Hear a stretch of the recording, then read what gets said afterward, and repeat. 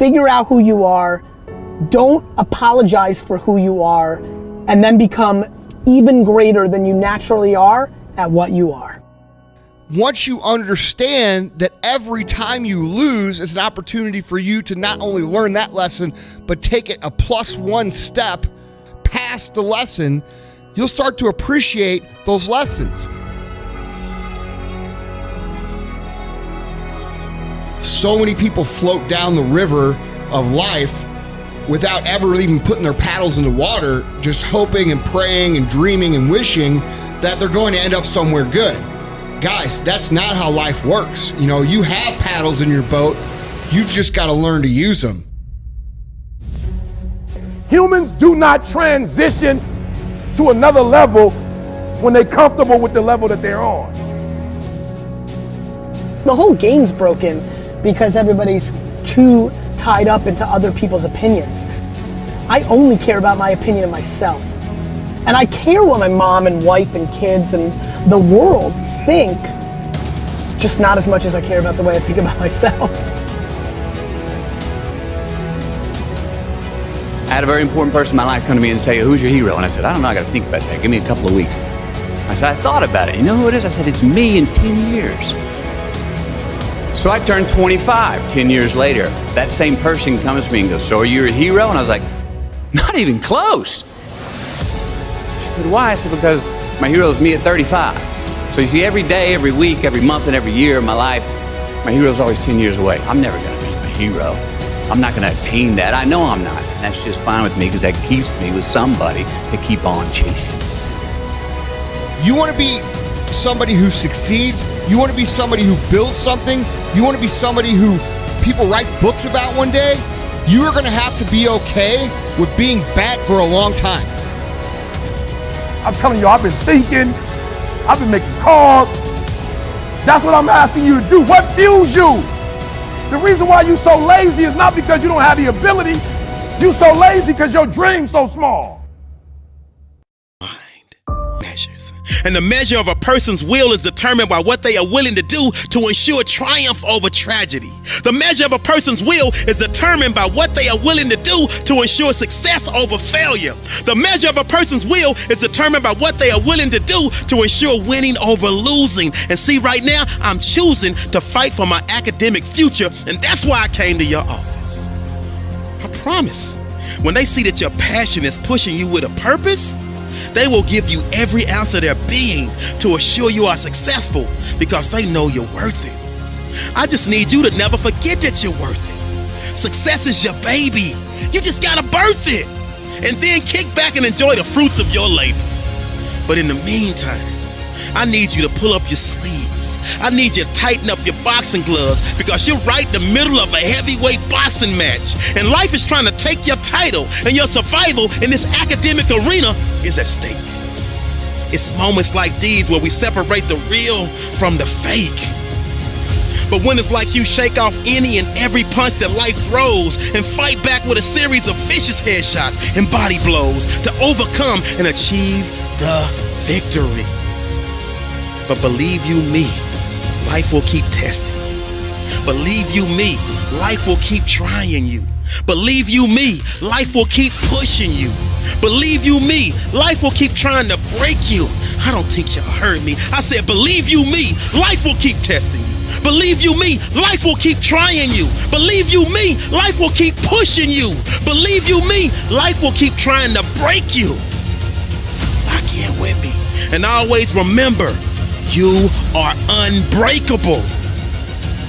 They want to see you fail, but you are a diamond, and you succeed because you get back up after you fail, and you will get back up again and again until your arms are raised with the wind.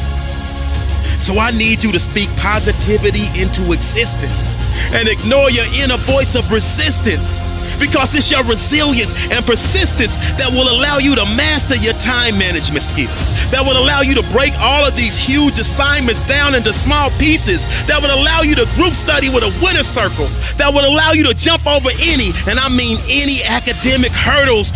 Always remember, when you feel, that means you are still breathing, and thus you have an opportunity to keep achieving.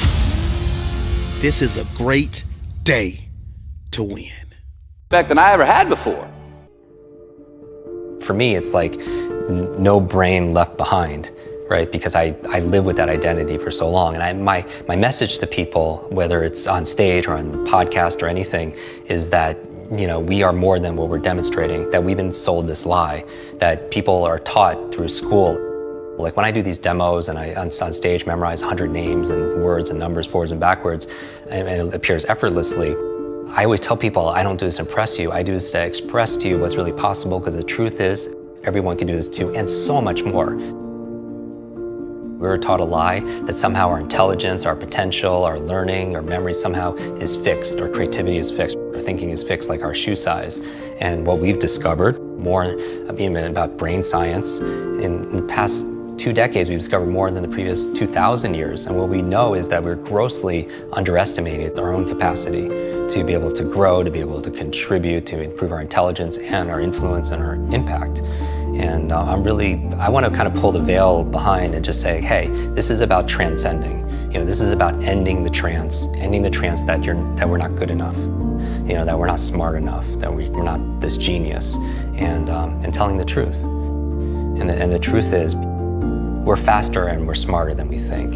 And not just to be able to memorize things, but be able to really solve significant challenges. And maybe that these challenges that we're going through are the lessons that we need to learn the most. All of us go through struggles, right? In our health or relationship, whatever it is, but through struggles come strengths. And people don't talk about this as much. And, you know, I probably have a post-traumatic, you know, stress from it, going through brain injury after brain injury.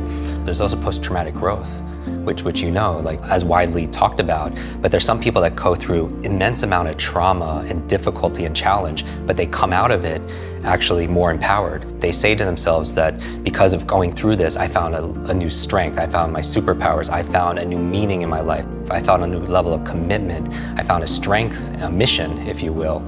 And a lot of them attest that they wouldn't trade that experience, no matter how painful it was at the time, for anything.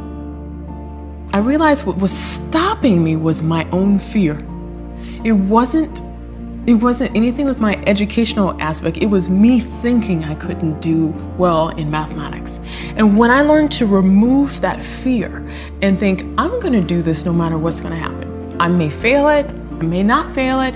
I'm gonna do well at this, and I'm gonna just see where it goes. I'm gonna put my all into it. We'll find out.